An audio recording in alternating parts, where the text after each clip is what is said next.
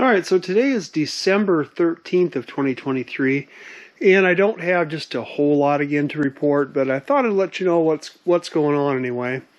Up here at the bow, and I showed you this last week, but there's a little bit better image of it. You can see the plywood going up to the raised shear there, and then I've got about half of the boat's raised shear left to do, and that would be this piece here would be the next piece to go on.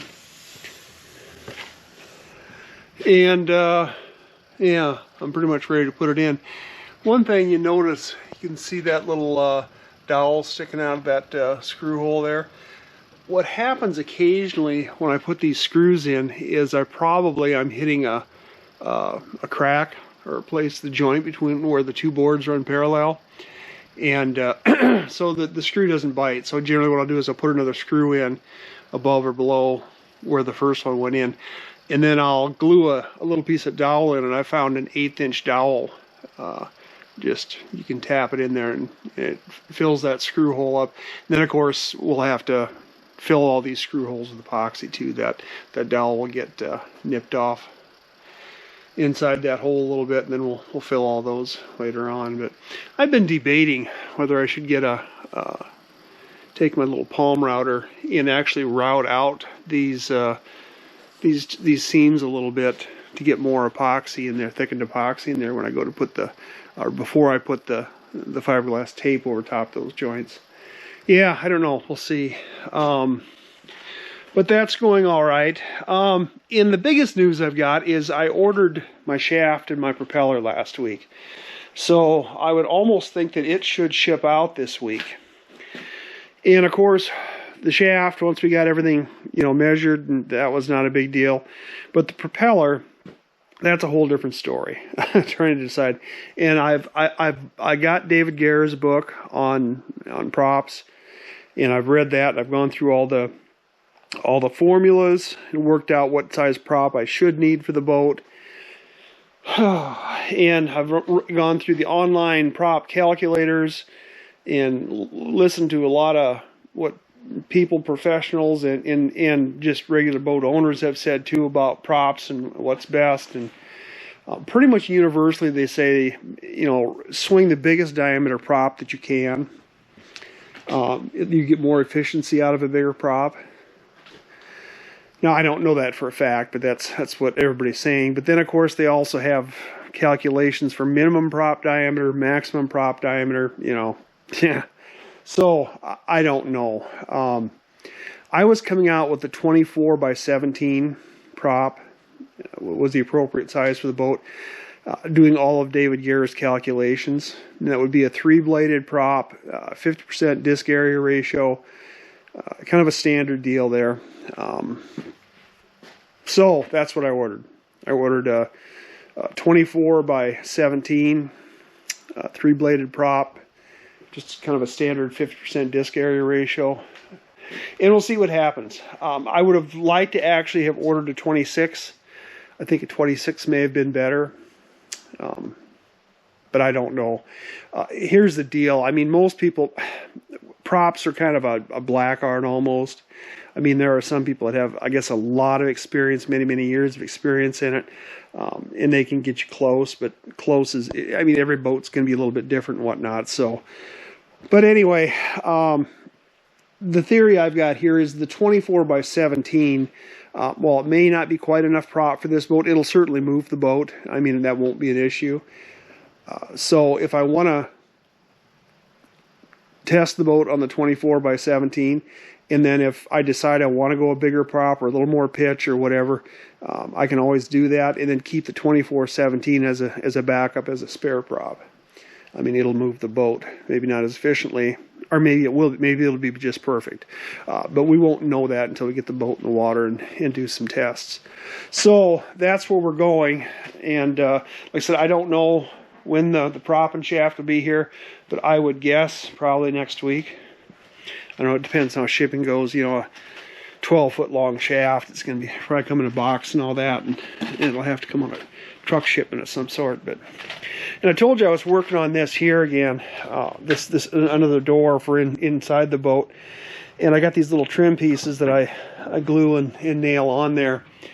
And I was just about ready to put it together, and yeah, I had a miscut. I cut this one on the wrong side of the line. You know, when I mark these things, I always put my pencil mark on here, and I put a W on the waist side so I know which side to cut. I always do that. Always do that. And for some reason I managed to cut this on the wrong side of the line. And of course I don't have enough of this stuff now, so I had to wait until I get somewhere to pick up some more of this stuff. And normally I do a weekly trip somewhere, a home improvement store that has this sort of stuff. But this week today I've got my brother from Oregon and his wife coming in.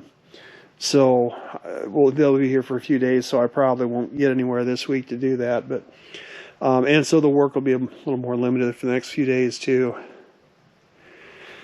because I'll have family here. And there's all my measurements.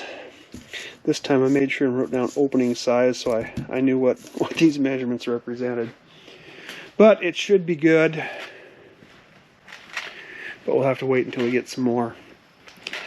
An issue I had on the last piece of this plywood that I put, you can see it a little bit maybe here too. I don't know how well that shows up. You can see some little bumps and dimples and stuff here, mostly bumps. This one's not bad, but this last sheet that I had, and you know, there's a couple of moments that look like fish eyes, which I don't know why I'd be getting fish eyes, but there's a lot of little bumps like these here. And I don't know what's causing those. I think maybe it's strands, little pieces of fiberglass that are sticking up out through the first layers of epoxy, and they're causing little bumps in there. Now that's not a huge issue, the little bumps, because you can just sand those off. But if you look at this panel up here, the top panel there, that's the most recent one that I did, and it's sanded a lot more than the other ones are. And you can tell by the color difference that it's been sanded more heavily. But I had the whole thing was just covered in those little dimples. And I think maybe that's because between layers of epoxy, I sanded a little more aggressively for one reason or another, and that left maybe those little fine fibers sticking up. You can't see them. I mean, maybe you could if you got a magnifying glass or something, but I think that's what's happening, because this one was really bad. So even when I put the third coat of epoxy on, then it still left a bunch of bumps on there, so I did quite a bit of sanding to get that down. Again, that's not a huge issue, because you're going to have to, you know, coat this thing, and it gets another coat of epoxy over everything, and then you'll put a primer on, and you know, you'll sand that. So yeah, it's not really. And then of course we'll probably need to do a lot of fairing too. I don't know if there's any spots right here where you can really see this or not, but some places these panels don't meet perfectly. Here it's a little bit high on this side, it's a little lower here. And you really don't want to sand all of the fiberglass off, although you can a little bit here, because there's going to be that fiberglass tape that goes through here. So you could sand this back down to plywood if you want. But what that means is this is going to need fairing compound. You're going to have to put a fairly wide swath of fairing compound on there and to smooth it out. But that'll mostly be done after the fiberglass tape is on there, because that's going to create a little bit of a rise there too. So that'll all have to be faired out on all of these seams.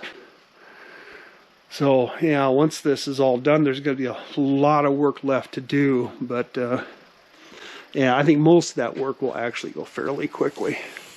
See here again too, you've got a spot where it's lower here.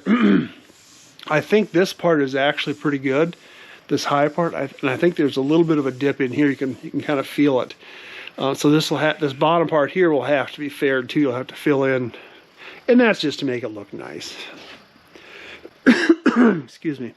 Like I said, I'm not going to go nuts on that, but on making the boat look super, super beautiful. But still, if you're going to do it, you might as well, you know, try to do it as well as you can. But I guess the big news again was the prop and the shaft. That's been ordered. Wondering what that cost. That was about $7,000 for the shaft and the prop. Another $4,000 for those fittings for the bearings. So you're talking about $11,000 plus for this. running gear aspect of it, which is right where I figured it was going to cost. So, and that's actually one of my last big expenses I'm going to have for a while anyway. Obviously, there's a lot of other things that can cost a lot of money too, or will cost a lot of money, but for the time being, that's, you know, the last really big one. And then we're going to get into, you know, starting to finish more of the inside, getting the deck on the boat, getting the boat moved outside, and getting the pilot house on. All of that stuff isn't going to be any huge major expenses, and hopefully this summer we'll be thinking about that, getting the boat moved outside. We'll see how it goes. Maybe that's not the case, but I would like to get the pilot house on the boat, because all the wiring that has to go up in there and your controls and all that stuff, it would be nice to be able to start on all that, but you can't really do that.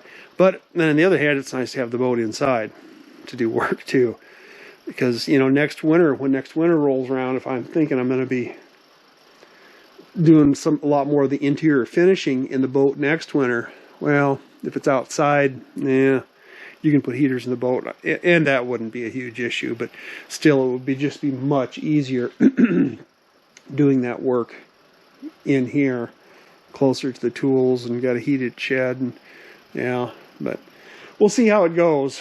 We got to get this plywood on first, and again, that's going to take a little longer than I originally had anticipated. So when that gets done, if that's done springtime or early summer, something like that, then we'll make our decisions after that. But yeah, so anyway, that's where we stand on the 13th of December.